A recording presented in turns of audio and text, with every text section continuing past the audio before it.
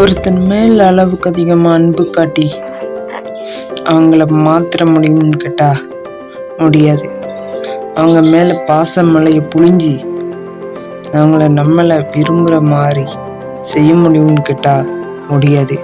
நீங்கள் நினைக்கலாம், நான் கொடுக்க அட்டென்ஷனில் இன்னும் அதிகமாக எஃபர்ட்ஸ் போட்டு இன்னும் அதிகமாக டெஸ்ட் பண்ணி இன்னும் அதிகமாக கால் பேசி இன்னும் அதிகமாக அவங்கள நேரில் மீட் பண்ணி அவங்களுக்காக டைம் ஸ்பெண்ட் பண்ணால் கண்டிப்பாக என்னோட அன்பு அவங்களுக்கு புரிஞ்சிடும் அப்படின்னு நினைக்கலாம். பட் யதார்த்தம் என்னன்னா அப்படி நடக்காது.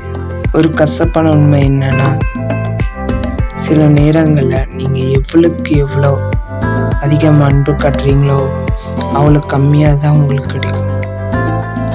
என்ன சில பேருக்கு எதுக்கடா மட்டும்தான் தெரியுமே தவிர கொடுக்குற பற்றி யோசிக்கவே மாட்டாங்க. லவ்வாக இருந்தாலும் சரி, ஃப்ரெண்ட்ஷிப்பாக இருந்தாலும் சரி, உங்கள் அன்பையும் பாசத்தையும் யாராவது கடமைக்கு நேரம் எடுத்துருக்காங்கன்னா அவங்க உங்களுக்கு அவங்க இல்லை. ஏன்னா நமக்குன்னா அவங்க நம்மளை அன்சியஸாக இன்செக்யூர்டாக நமக்கு யாருமே இல்லை அப்படி மாதிரி ஃபீல் பண்ண வைக்கவே மாட்டாங்க. நமக்கானவங்க நம்ம பக்கத்தில் இல்லைனாலும் நமக்காக ஒருத்தர் எங்கேயும் இருக்காங்கல்ல அப்படி ஃபீல் பண்ண வைப்பாங்க.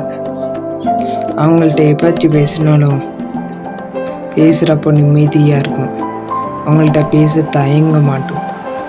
பேசுகிறப்போ என்ன நினைப்பாங்கன்னு பயப்பட மாட்டோம். கம்ஃபர்ட்டாக ஃபீல் பண்ணுவோம். ஸோ இதில் எதையுமே உங்களை ஒருத்தர் ஃபீல் பண்ண வைக்கலன்னா அவங்களுக்காக அவங்க எஃபர்ட்ஸ் தான் வீணாயிடுச்சு. உங்களை நீங்களே காயப்படுத்திருக்காதீங்க.